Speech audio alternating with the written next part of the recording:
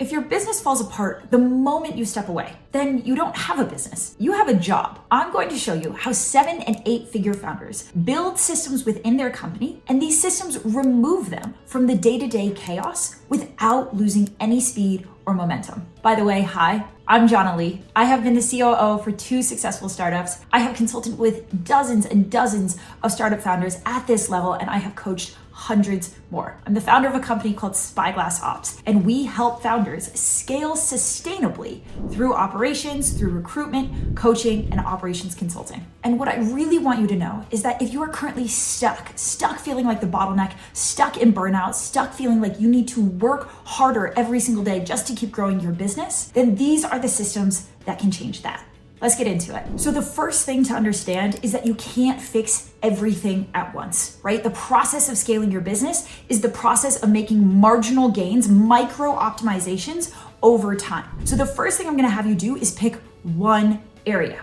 Pick one area that is causing you the most amount of friction, the most amount of pain. This is gonna be the place in your business where you're feeling the most stuck or the most pulled in. And oftentimes, this is the place where you wish that your team was running things better, was running things without you, but for whatever reason, you keep getting pulled in. Okay, do you have one place in your business that sparks when I tell you this? Great, now here's the next step. We're going to build a flow chart. We are going to break down into a visual map everything, every process, every step that should be happening in that area of the business. We go from this person doing this thing to this person over here who sends a form over here, and then the client gets back to us over here, right? So we're gonna break down every single step of this process as it is currently running within the business. And when we do this, I want you to think about 3 questions. We need to define the what. What is the key task? What is the key step that is happening? We need to define the when, right? The flow chart should map that out of one step after the other. When in the process does this need to happen? And then the third one, and this is the most important one,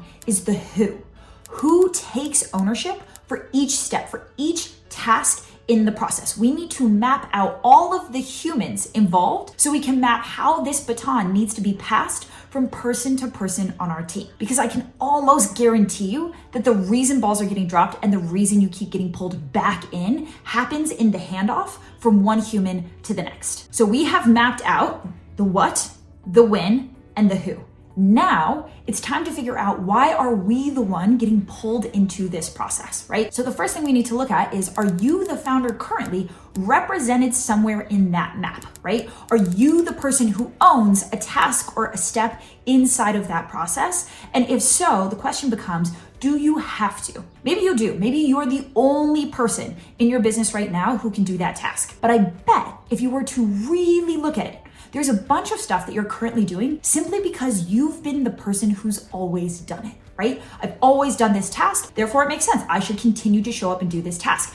Nobody else can do it as fast as I can. Nobody else can do it as well as I can. And these are the stories that we tell ourselves that keep us stuck in the day-to-day systems and day-to-day processes inside of our business. So I'm really going to challenge you on this. If you have currently mapped yourself into this process, if you're represented on that flow chart, what would have to be true for you to be able to step out of that task, right? Just reflect on that. What would have to be true? Is there a person currently on your team that with a little bit of training or a little bit of accountability, they could actually take that task, they could run with it? Is there an automation that you could build? Is there an AI tool that you could build that would actually take that step off of your plate, right? So the first thing we need to ask ourselves, if we're currently in that process map, is, do I have to be here? Or is there any other way that I can get this off my plate?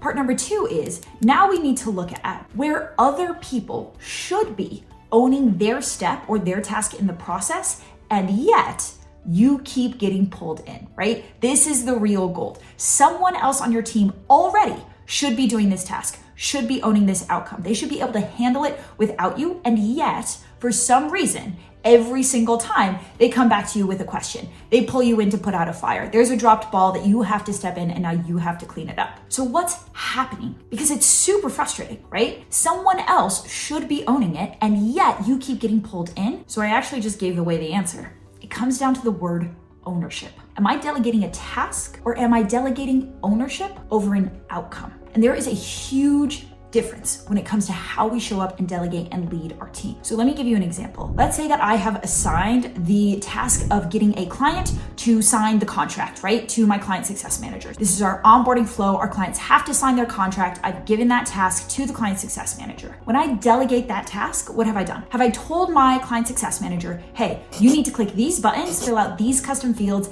and send the invoice? That is delegating a task, right? It's a to-do item. Click the buttons, send the form. Or have I delegated an outcome?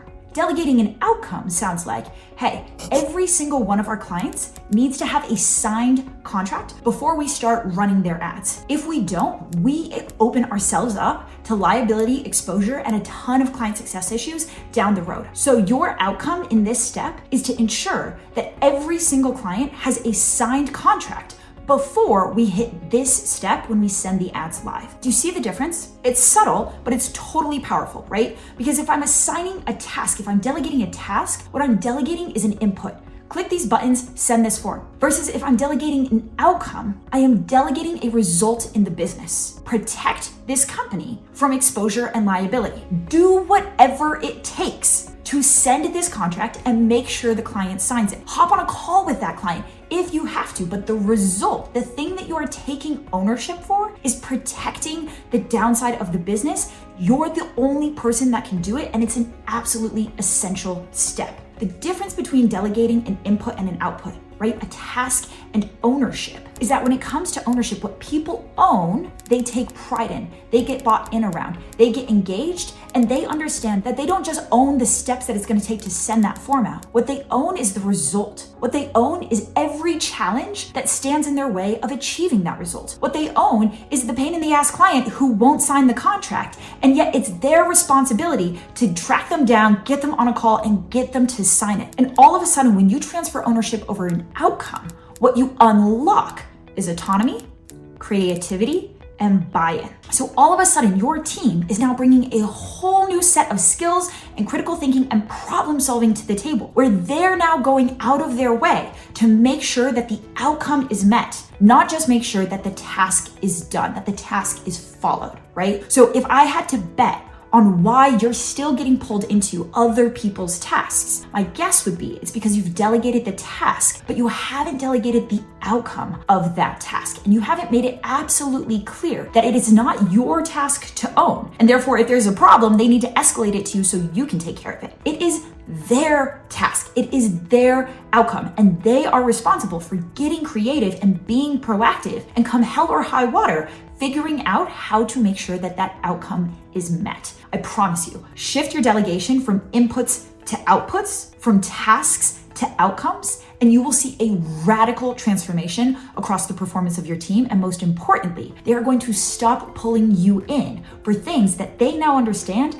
they fundamentally own. And what that allows you to do is to step out of being the doer, the firefighter, the person who picks up everybody else's dropped balls, and step back into the role of architect, founder, and leader. Okay, so the leadership piece, that's a subtle but absolutely essential detail. So now that we have the right people doing the right things, what is the next step when it comes to systemizing this? This is where we get into documentation, aka SOPs, right? Standard operating procedures. So now that we have a working system and we have people who are taking ownership for each single piece of that system, it's time to document it. It's time to write it down, put it in a set of tasks so it becomes repeatable. And the reason for this is very simple. You've got this awesome high ownership team now, but what happens if one of those people was to leave? What would happen? Would the system be able to continue to run without any one person on your team, including you? This is why documentation is so important. But here's the trick. If each person on this team owns their step, their task, their piece of the puzzle, then guess what? They also own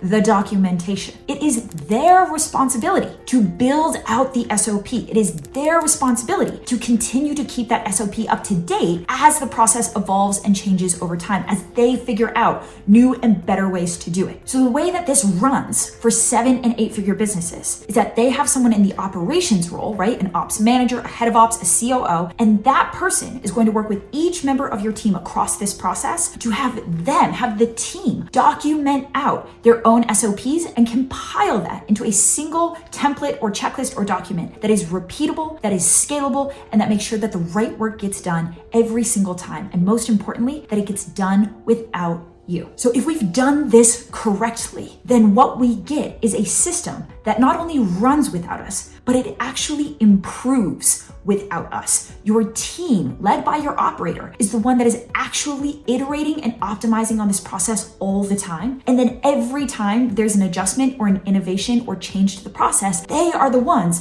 documenting in the SOP. And what you get to step into is, again, that architect role, where all across your business, all of these processes, all of these systems are getting built without you, are getting documented without you, and are getting innovated on and updated without you. You have created a self-managing, self-improving system that truly allows you to step out and become free of the day-to-day processes that are currently keeping you stuck in the weeds. Okay, so I know that I just threw that curveball about the operator right in there at the end. You may be thinking, operator? Jhana, what are you talking about? You mean there is some magical unicorn person that I can go hire who is going to build me an entirely self-managing system and team? Yes, I do. And if you want to learn more about that, go ahead and check out my next video where I break down exactly what is an operator, when and how should you hire them, and the biggest mistakes that I see founders make when it comes to finding that key second in command who's going to take the day-to-day and start running it without you. See you over there.